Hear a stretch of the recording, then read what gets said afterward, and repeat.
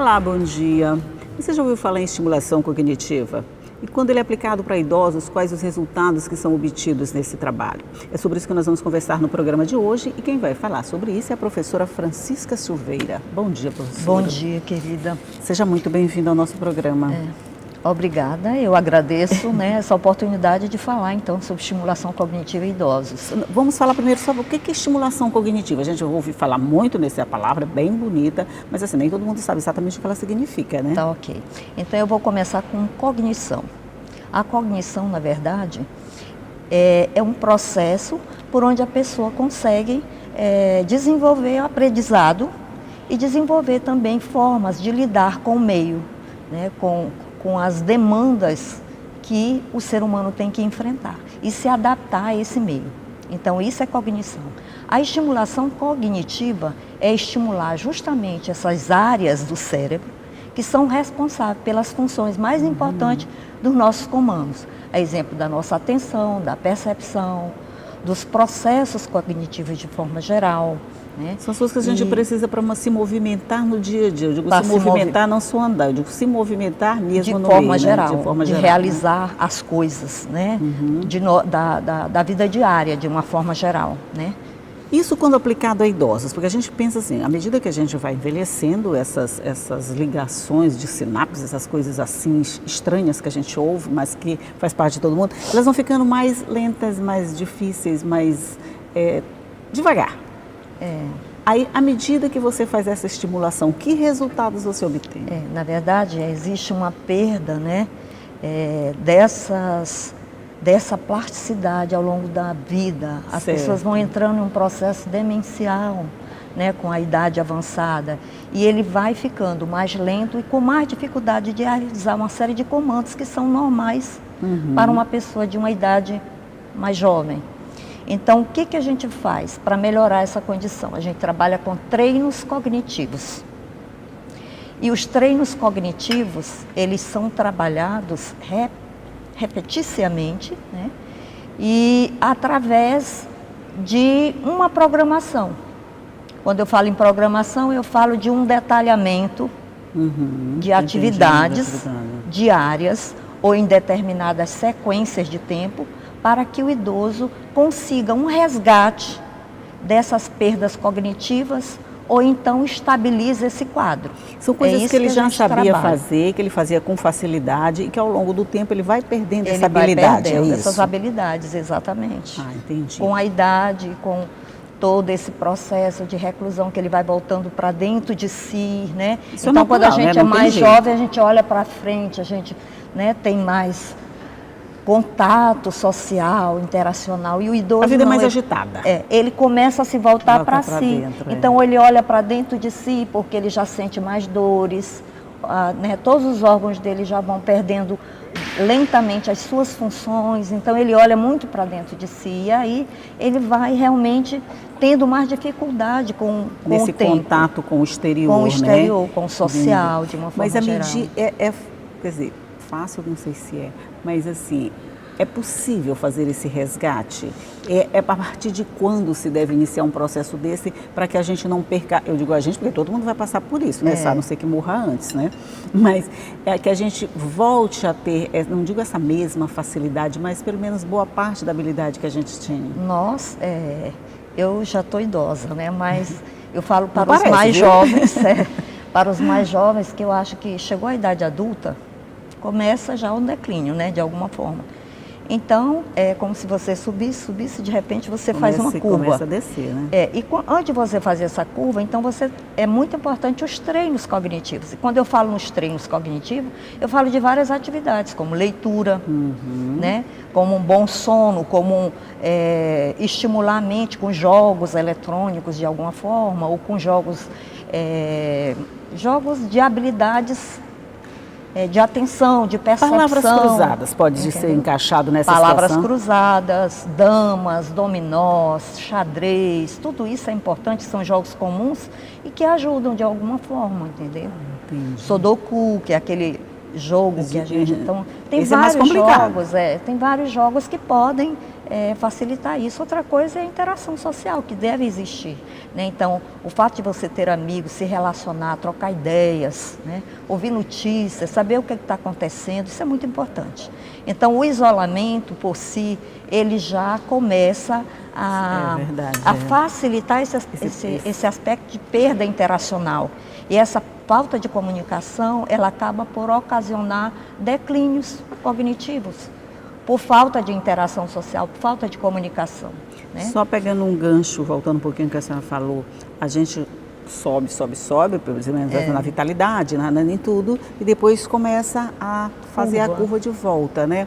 Tem uma idade determinada, por exemplo, a partir de 50 anos, a partir de 60 anos, você começa a fazer essa curva, ou isso depende de cada um? Cada indivíduo, né, é um ser individual no sentido de desenvolvimento, de desenvolvimento cognitivo, enfim, cada ser é um ser. Então, não tem como a gente prever o que vai perder, a idade que vai perder determinadas funções, né? Hoje a gente já fala até em Alzheimer precoce, né? Existe um índice altíssimo de Alzheimer precoce, isso, né? Para sempre Alice, né? Parece o nome dele. Então, semestre passado orientei uma monografia que justamente era sobre essa perda cognitiva, esse Alzheimer precoce. Então, hoje tem pessoas com 30 anos, 30 e poucos anos já com Alzheimer. Meu Deus! Então, isso 30 anos, pode ser? 30. Então, isso é preocupante. Então, a gente só imaginava o Alzheimer depois dos 70, né, 80. E hoje a gente já fala de Alzheimer precoce. Então, é muito relativo, né? É muito difícil se fazer uma previsão geral, né? Existe sim uma previsão individual, porque todo o nosso desenvolvimento, ele é feito com relação à alimentação, duração de sono, tipo de vida que a gente tem, se a gente tem uma vida regrada, né? Se a gente se cuida realmente em todos os aspectos de repouso, de alimentação e tudo, de saúde, você vai longe, né? Então a gente vai parar agora, antes da gente chegar muito longe. Eu vou fazer um rápido intervalinho aqui, mas daqui a pouco a gente volta para continuar esse papo sobre envelhecimento. Vale para todo mundo vai ficar velho um dia, né? Não tem jeito. E a gente volta já só um minuto.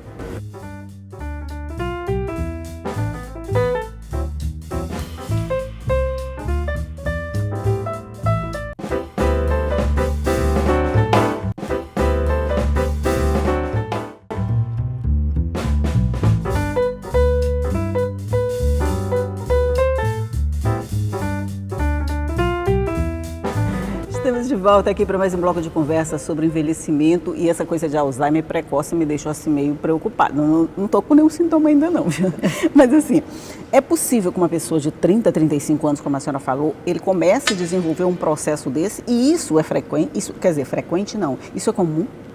É até mais comum do que a gente imagina. Antes de orientar essa monografia do aluno, eu não tinha pensado muito sobre isso, né? E com as investigações a gente começou a ler, e isso não é tão difícil acontecer. Existe sim, a gente considerou durante a pesquisa um percentual bastante significativo de pessoas que passam por esse processo de Alzheimer precoce. Né? Isso mesmo isso é que a lamentável. pessoa tem uma atividade, por exemplo, intelectual bem alta, que você tenha um convívio social normal, isso pode acontecer mesmo em pessoas nessa situação, pode acontecer, né? Por outras questões que eu não poderia explicar. Eu acho que uma pessoa mais especializada na área poderia explicar melhor, né? Mas acontece.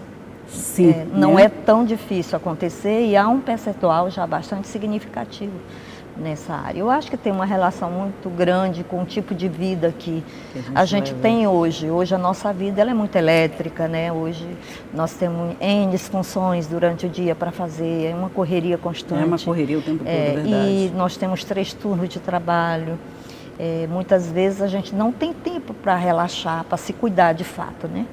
Funcionamos muitas vezes como máquinas. Eu acho que todos esses atropelos e essa falta de repouso, de um sono reparador, eu acho que tudo isso possibilita a criação de coisas, né, contrárias à nossa saúde. É verdade, né? Isso pode contribuir para uma velhice não muito saudável. Não muito saudável, com certeza. A gente vive no piloto automático, vamos dizer, tudo programado. De manhã eu faço isso, de tarde eu faço aquilo, de noite eu faço aquilo, e todos os dias faz a mesma coisa. E você não tem hora para lazer, especialmente para você não tem uma hora específica para você. Mesmo no lazer, você está lembrando de coisas que você ainda tem que fazer. No lazer a gente cuida dos filhos, cuida da casa, faz uma coisa ou outra, mas está sempre não ligada só no trabalho. Para a gente, mais ou menos isso. A importância dos grupos, agora voltando para os idosos, a importância desses grupos de terceira idade, professora, para esse convívio social de idosos, ele tem muita importância mesmo? Ele é fundamental, né? Porque o que é que acontece com o idoso?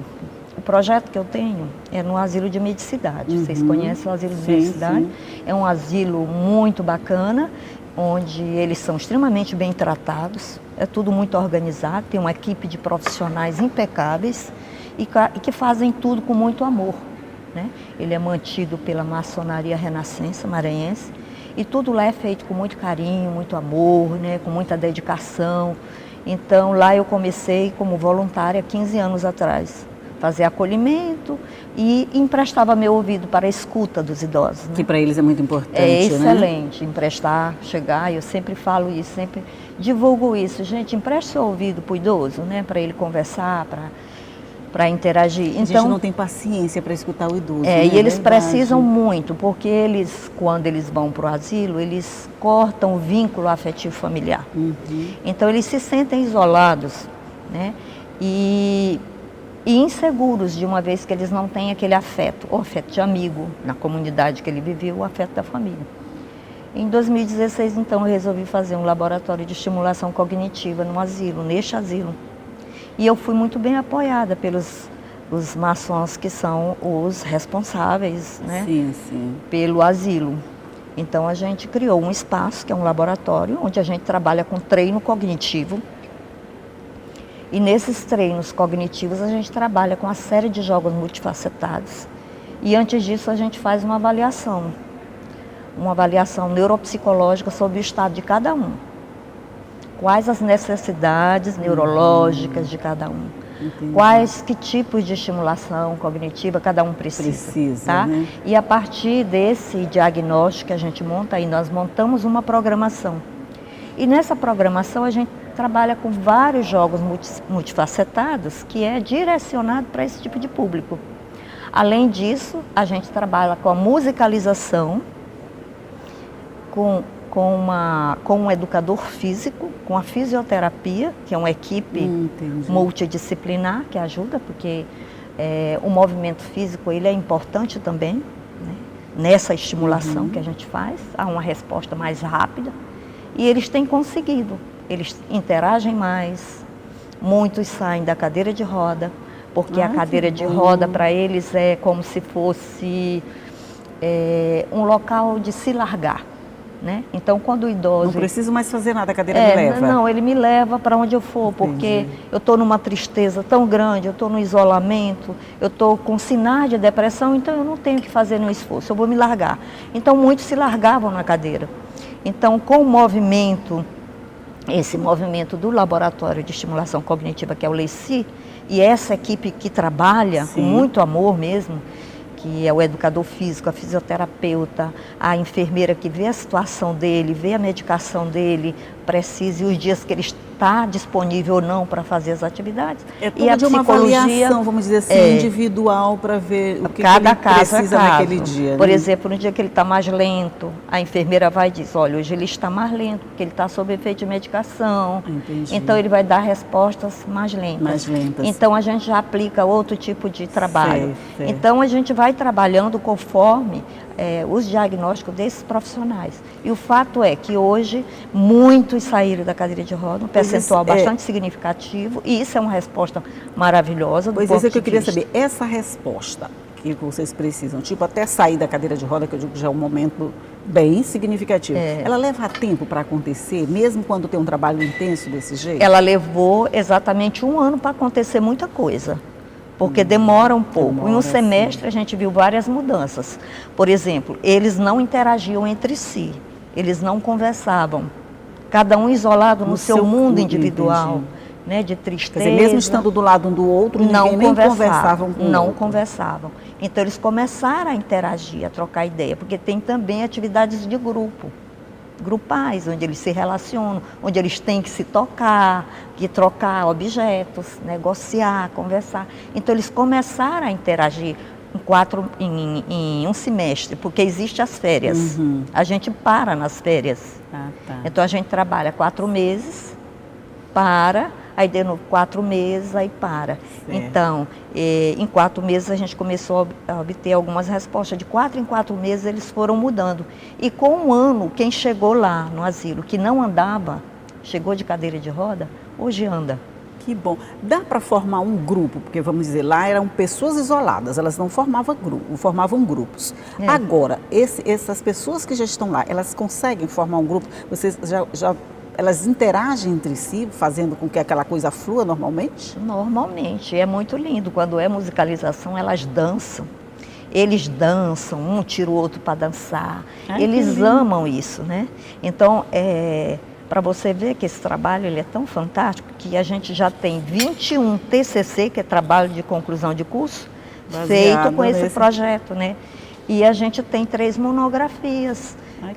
Com temas relacionados a essa questão, esse trabalho de estimulação cognitiva. Olha, professora, parabéns pelo trabalho que a senhora desenvolve, é realmente muito interessante. Se todo mundo pensasse assim, nossos idosos seriam bem mais, não dizer felizes, mas seriam bem mais participativos, eles estavam mais ativos na nossa vida, com toda certeza. Professora Francisca Silveira, muito obrigada pela sua participação no nosso programa. Um bom dia para a senhora. Bom dia, querida. Antes de eu me despedir, eu queria dizer o seguinte, que o Asilo de Medicidade é um asilo onde ele recebe doações. Então, se alguém tiver interesse em ajudar com alguma coisa. Doação de qualquer coisa? De qualquer coisa. Roupa, alimento, material de higiene? Material de higiene que eles utilizam muito. E eles estão tentando fazer um piso na área externa para facilitar a mobilidade dos idosos. Então, quem quiser colaborar com esse piso, com as lajotas de piso, né? Pronto, seria maravilhoso. É isso. Tá aí o convite, não, é um grande desafio. A gente pode doar um pouquinho do que a gente tem, seja de alimento, seja de produtos de higiene, que eu acho que precisa muito sempre lá, eles né? Trocam muitas fraldas. Os produtos de limpeza eu acho que são essenciais. Tá aí, boa oportunidade de todo mundo participar. E tem essa campanha nova de piso, não custa nada a gente dar uma mãozinha, né? Se todo mundo der um pouquinho, com certeza vai virar um montão e eles vão ficar bem agradecidos. Professora, muito bom dia mais uma vez, e você já sabe que tudo isso que a gente fala aqui fica à sua disposição no nosso site, acesse a hora que você quiser para ver ou rever qualquer uma dessas entrevistas. Mas eu vou estar aqui todo dia esperando por você às 8h30 da manhã, tá? Tchau. Bom dia.